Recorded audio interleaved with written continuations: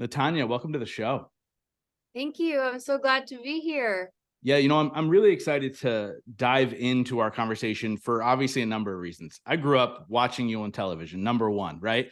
Boy Yeah. Meets World, Secret World of Alex Mack, all that crazy stuff. Because I'm 38, so that was like in the prime of my life as I was watching, right? Yeah. I'm guessing around that time. I felt like I was Corey Matthews. And so, but beyond that, the work that you're doing now in the world. About a year ago, I interviewed Sean Weiss on the show, and we dove into his story. And I know you guys are very close friends, and you navigate this life together. And it's just really cool to see. So I'm happy to finally dive in and get your story and your take and all the impact you're making in the world. But why don't we start with who is Natanya today, and then we'll break down how you got there.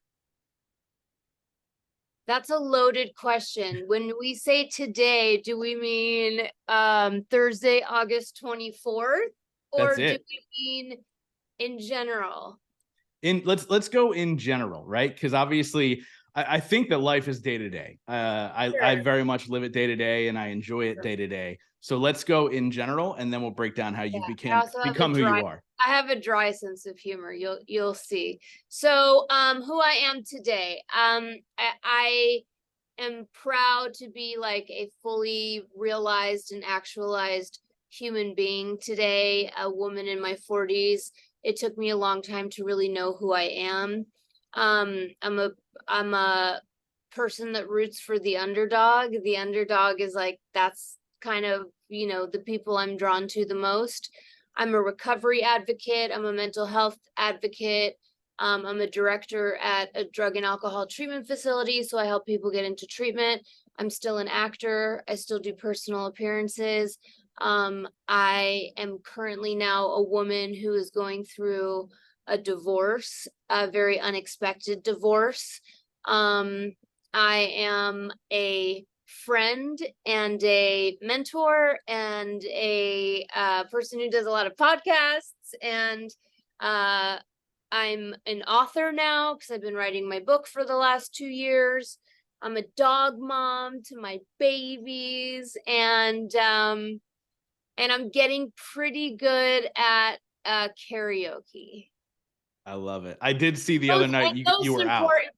Most importantly, I'm a Libra. There you go. So I'm a triple Virgo. I don't really know Okay. what that means, but everybody who knows me and understands that stuff says I'm very much a triple Virgo. Okay. And so it's a funny world to live in when you have all these spiritual friends and you're just trying to navigate it. And you're like, I'm trying to figure this out, but I don't quite get it. Totally. But like I said, I'm excited to dive into your journey, but I want to go back to the 90s, right? When you were really breaking out as a child actor in Hollywood and really appearing at least on every show that I watched. You I certainly was everywhere. you certainly were everywhere. Let's talk a little bit about that journey, how you got into acting, what was the break, and then we'll get into everything from there. Yeah, I started at 6 months old. My mom put me in like really young. I did Gerber baby commercials, and by the time I was like 3 or 4, I'd done all these national commercials, and I started getting really, really small roles in like big films. And then I guess the break, so to speak, where my agents really took notice that like we should pursue it further, was I did Little Monsters. It was a very small part, like a 30-second thing, which people still talk about to this day, which is crazy. And after that is when we started going back and forth to California for pilot season. And then I got this show at like 8 years old, and I've been in California ever since. So Wow. that's kind of how it started. That was the break. And then after I did that first show, it was called Billy. It was on TGIF. It just it really took off after there. Yeah, and so obviously your mom put you in long before you could say yes or no to acting. Yeah. What was it about the acting that you fell in love with that you're still doing to this day? Um, I mean, I didn't really fall in love with it until I was probably like 13 or 14. Um, because it had just been my whole life, so I didn't like know any different. It's Sure. kind of like it's kind of like asking someone like, when did you fall in love with riding your bike around your neighborhood? It's Sure. like, so I think once I was cognizant of um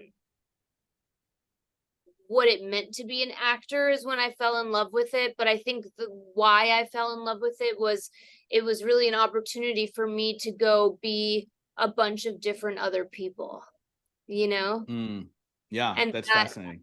yeah, and that's yeah, and I think at that time in my life that's what I needed, and I happened to be like pretty decent at it, so it worked for me. And um I think I fell into comedy more so than I did drama. I was always kind of the comic relief on certain things. And so yeah, that's my answer. No, no, no, Long no. answer, I And apologize. no, you're good. And I love it. And obviously to think about the journey and all the experiences that you had, I imagine there was a lot of growing up fast. There was a lot of maturing fast, being in an adult world as a child. What was that like for you? Again, really not being aware, but I'm sure in hindsight, you look back and go, okay, that was not a normal childhood. How did that affect you in so many ways? Yeah, I mean, the world kind of opened up to me. I mean, at 13 years old, I was going to clubs on the Sunset Strip. No one was carding me or any. I mean, it was just if you were famous in the 90s, no matter how old you were, you could really do whatever you wanted. And I think that I was exposed to a lot of things. I mean, there was not a lot of parental structure in my home. There was a lot of like dark, weird shit going on in my household. So like going to set for me was always like a really safe place. But because I was battling like unhealed trauma from a very, very young age, on the weekends I would just like wild out, Yeah, I was off to the races. And I don't think, I think if I hadn't been like a famous child actor with money and like all of this stuff, I don't know that I would have been exposed to the same things. I know all kids get exposed to weed and alcohol and stuff like that, but like our shit was on a different level, it was on a, 100%. we like ran Hollywood. So it was Yeah, very different. Yeah. for sure. And so it's interesting. You talk about having a dark life at home. Are you able to dive into that at all and talk a little bit about Um, that? yeah, I mean, just, without getting too deep into it, there was a lot of alcohol in the home with my parents. They had an open marriage actually towards the end, which was very odd for a young girl to deal with. Mhm. And then my father left when I was about 14 years old and transitioned into a woman. So I had a lot of and that wasn't dark to me by any Sure. means, but I was kept very separate from him after he transitioned, which broke my heart. So the darkness was, the alcohol use and kind of the all the other stuff that comes along with that. So yeah. For sure. And I want to get into your journey of addiction and recovery. And the reason I'll tell you this, the reason I love having this conversation is I grew up in a household where there was addiction. My mom battled opioids for 20 years, which she lost her battle about 7.5 years ago. So sorry. And growing up in that type of environment, I was exposed to it from the age of 12 on, Mm. seeing the effects of addiction. And then the other wild part of this is my dad is gay and now married to a man, right? So like it's growing up in a similar type of scenario. Yeah. I was not exposed to drugs. I wasn't exposed to the world beyond what the prescription pills, right? Sure. I wasn't exposed to it in the outside world, and so I was able to, in a sense, avoid it. So I want to talk a little bit about what was your introduction into drugs and addiction, and then where did it kind of see you go to? Yeah, I mean, I think probably around like 17 is when I started getting into like harder drugs. And my career wasn't like, because I was so rebellious in my real life, I had like my red hair was like my signature and probably got me a lot of roles because I was unique looking. And I was just very rebellious. The second I was off Alex Mack, I like cut it all off and bleached it blonde and then dyed it dark black and like brown, and I just was doing all of this stuff that like didn't make sense. And I just fell into the wrong crowd. um but some of them had been friends of mine since I was like 10, 11 years old. So we were kind of like in it together, and we were like looking at each other like, are we in the wrong crowd or Hmm. whatever? And I think some of us that just had a predisposition to alcoholism and addiction, um, just, yeah. So I met a boy who, was doing something I had never heard of back then called oxycontin. And from that it turned to heroin, and we managed to survive off of residual checks and public appearances and stuff like that for a year. And it, within a couple years after that, I was like living in a car. It went really fast for me.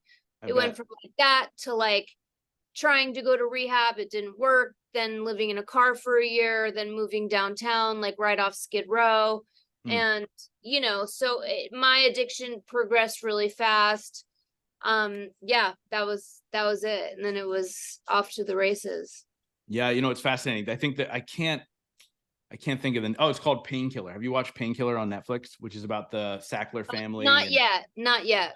it's fascinating. It's an interesting spin, and they kind of made it a little bit funny. But when I watch things Yeah. like that, I very often think about, my mom and how she got into addiction in almost like an innocent type of way. And then all of a sudden Sure. it just gets out of control, right? Like Yeah. this massively addicting drug, which happens to be legal for whatever reason, Yeah.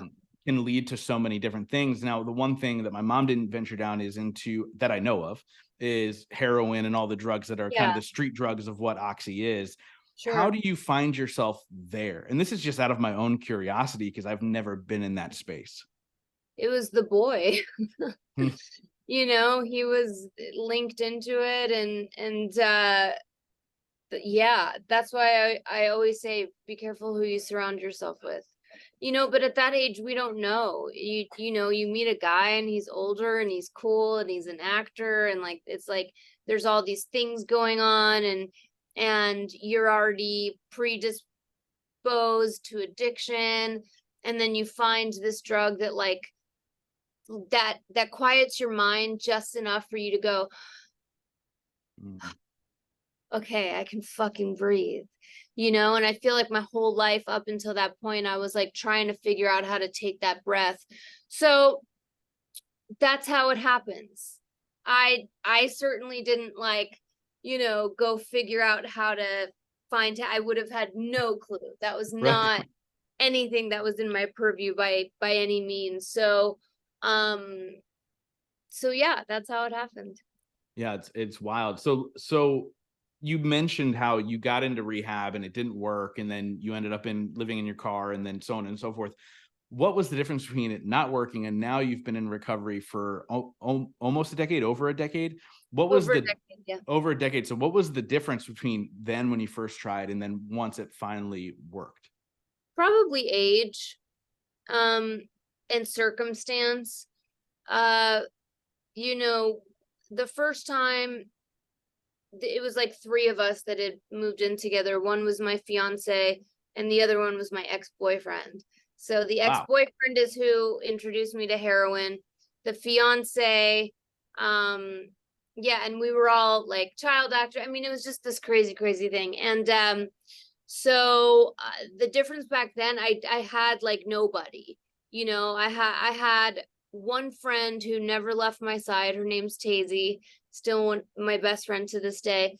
But aside from that, like once we really got heavy into that lifestyle, people really didn't want anything to do with us, which I understand. I mean, I get that, it's really hard to see your friends that low down and like grimy, Mm-hmm. when I turned 30, I had already had some experiences throughout the decade of my 20s that were really impactful and powerful, that changed my life forever. So I had little bouts of like not doing opioids, but I would do alcohol or whatever.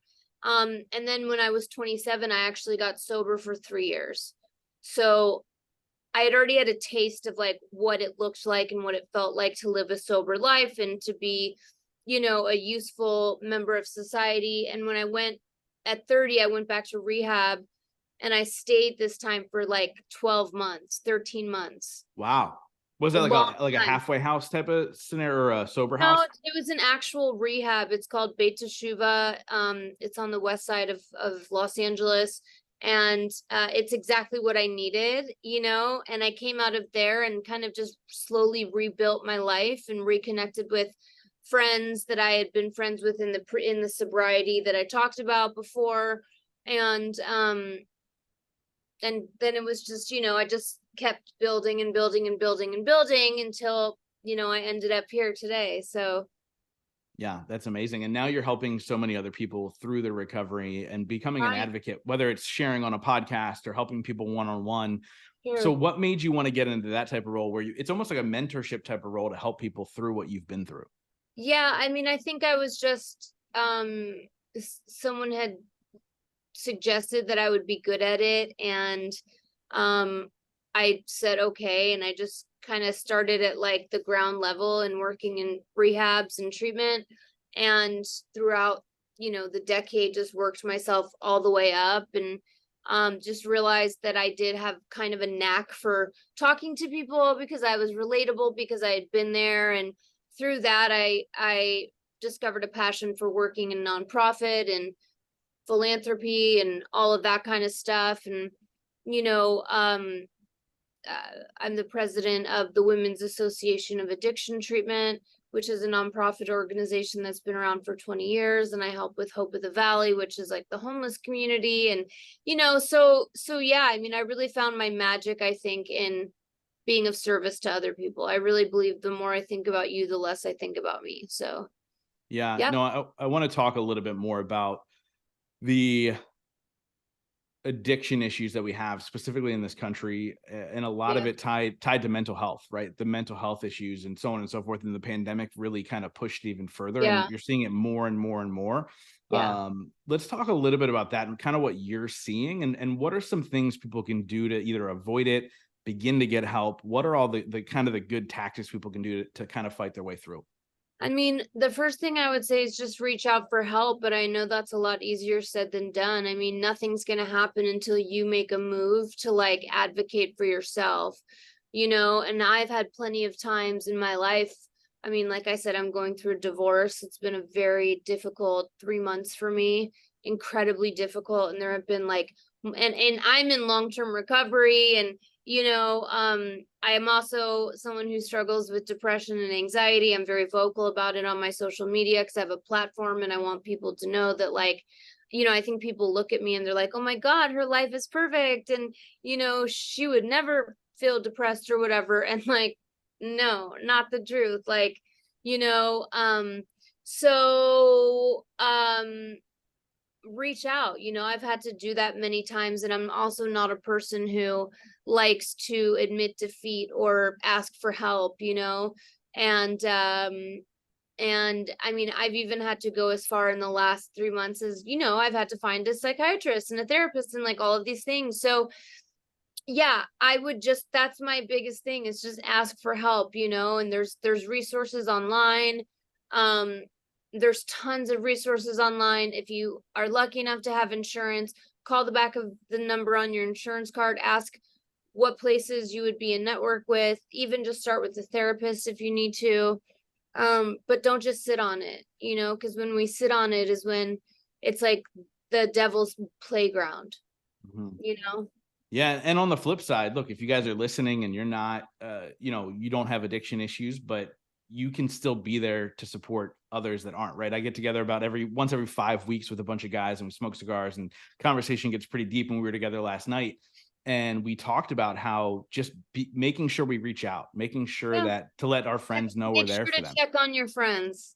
That's Make it. sure to check on your friends, especially your friends that seem the toughest. And that's where I've fucked myself a little bit too, because I think in my circle, and I'm blessed to have like a lot of people in my life spanning from like 10 years old to current. And I think because I have survived so much in my life, and I'm generally pretty strong, I think a lot of people, when they see me go through these like huge things, be it whatever it is, they're like, oh yeah, but she'll get through it, she'll be fine, it's Natanya, and because of that, I'm just like, fuck it, I'm not calling Hmm. anyone, I don't want to.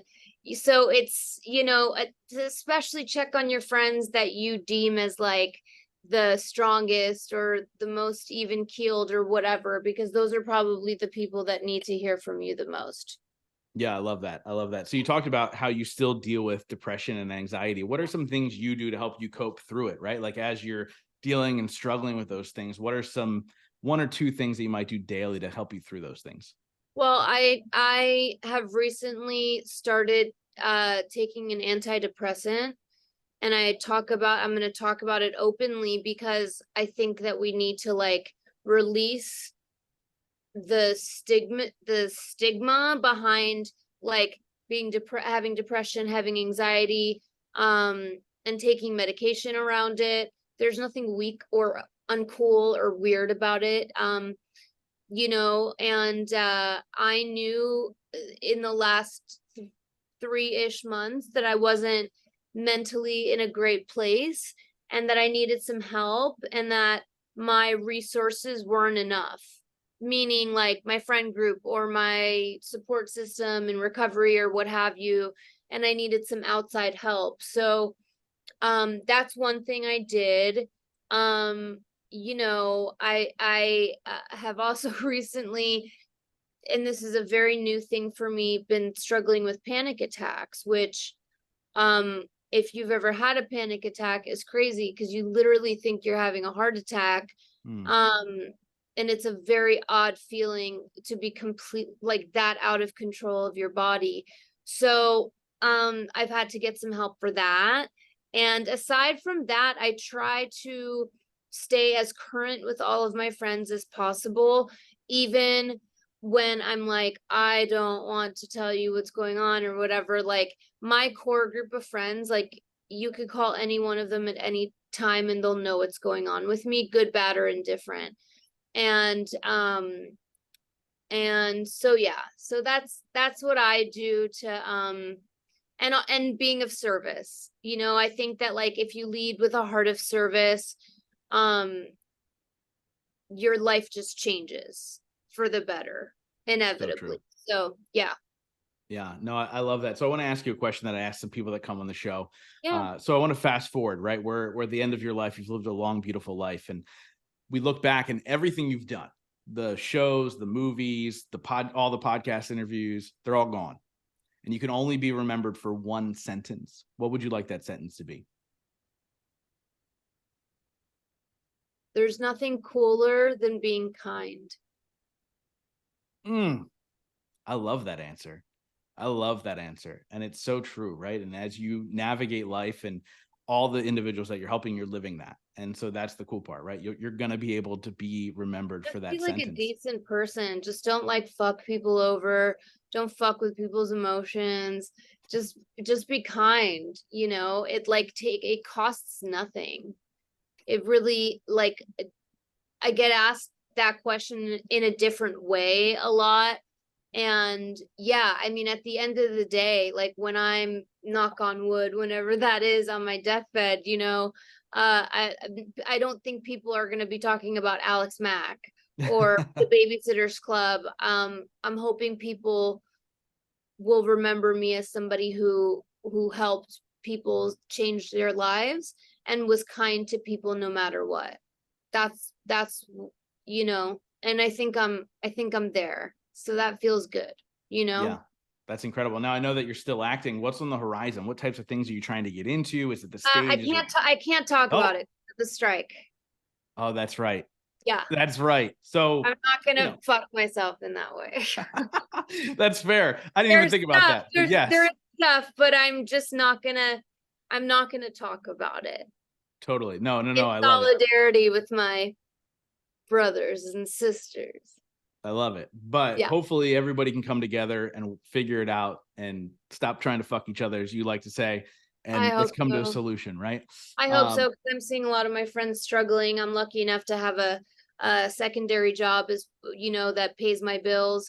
But I'm looking at a lot of my friends who are 100% dependent on booking jobs for acting, and that book regularly too. And that's how they support their families, and no one knows what's going to happen now, and it's really Yeah. scary. So, um, whatever I can do on my part. I've been literally a lifelong member of SAG since I was 6 months old. I haven't paid my dues in a minute, so I'm technically SAG eligible right now. But yeah, so 6 months old to 41, that's an entire lifetime. And it's really scary and sad to see what's happening. And I'm really proud of my friends that have been on the picket lines almost every day. If you use any clip to promote this podcast, please use this one, because I want to get the message out about what's going on with SAG as much as possible, and the strike, SAG after strike. And also people aren't talking about the AI as much as we should too. That's fucking scary, That's I'm so proud of my friends that have been out there almost every day as often as they can. I'm in admiration and awe of them. I try to get out there as often as possible, and people are really fighting the fucking good fight. So fingers crossed, right? yes, I'm We praying every day. we need the harmony, we need the entertainment, we need all these things that come along with it. And by the way, the AI thing is terrifying. I know, it's really scary. It's like too much to even think about. Like even like scrolling TikTok, right? When we get into those death scrolls that we get into, like they have like Prince and Michael Jackson singing like modern day songs, and it sounds exactly like them. I know, it's really scary. It's unbelievable. So, fingers crossed we figure out how to protect individuals and move forward and be all in harmony at one point. So I want to ask you a question that I ask every single person that comes on the show. It is a two-part question. The first part is, what is your definition of success? And the second part is, what are 3 things you do every single day to ensure that success for yourself? God. I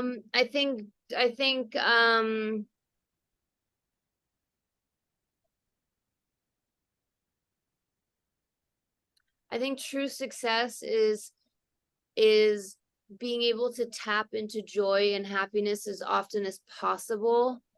And if you're not able to get there, that like every day you are content and grateful for your life. That to me is true success. I would also say that true success is finding, I'll get emotional. This is just for me. This might not be the answer for a lot of people, but finding a partner, when you look over at them, that like, that's your person, and they're not going anywhere. That's how a girl's going through a divorce. She'll start tearing up during all of this. To me, that's true success. I think, God, we could have all the money in the world. We could have, all of our desires. We could have the dream job. I could be doing like the best TV show in the world. And I still think that like love is like sharing that, and being in love is the most important thing. And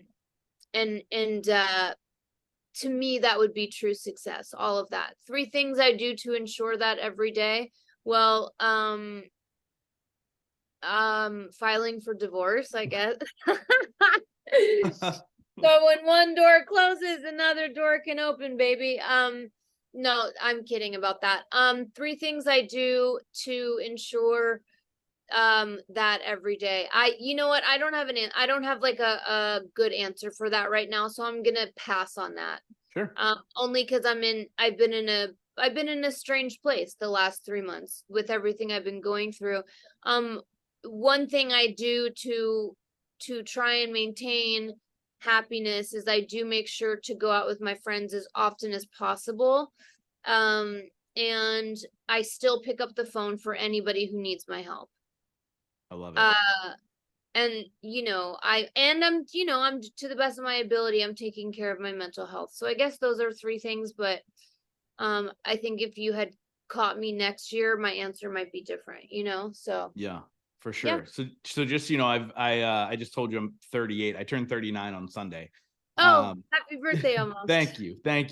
But I've only been married for 4.5 months. I was the proclaimed lifelong bachelor, never wanted to get married, never wanted kids. So I decided to marry a woman 5 years older than me that has 2 children.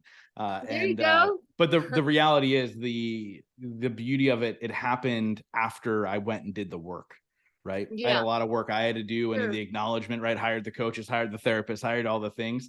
But no matter what you've been through, like, I think the beauty is you can find that person who is that person and your Oh yeah. person. It's a He's beautiful there. thing. He's there somewhere for sure. For Yeah. sure. And so I got to ask before I get to the final question, what's Yeah. your go-to karaoke song, since this is the new love?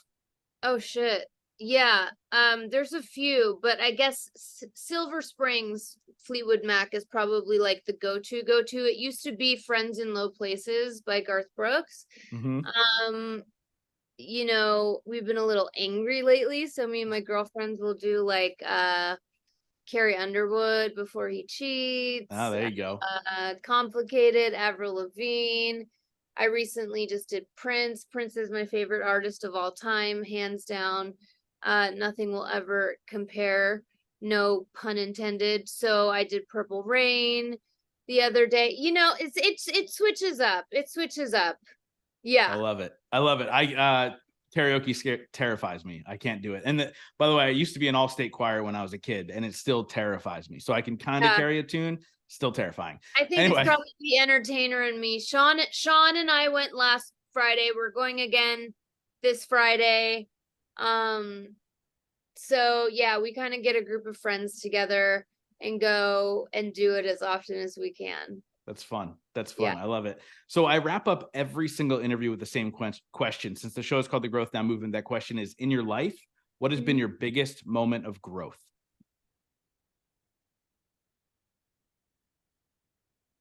Probably when I realized that like nothing in life had happened to me, only that it had happened for me. So I could go on and share that experience with somebody else and show them that they can get through it as well. And it like instantly never allowed me to be a victim ever again in my life, or victimize myself in a situation and weaponize that against other people. I think that was my biggest moment of growth. I And love it. also when I realized that like no matter how far down the scale I had gone, my experience could always benefit others. I think that Mm. was probably my biggest growth experience. I love it. That's a beautiful answer. So, Natanya, thank you so much for coming Yeah. on and sharing your journey with my audience. And more importantly, the impact that you're making in the world of addiction, and helping people heal through that. Thank you so much. It's so needed. And people like you are needed. So that's incredible. So thank you. Oh, that's so sweet. Yeah. Thank you for saying that. I appreciate it.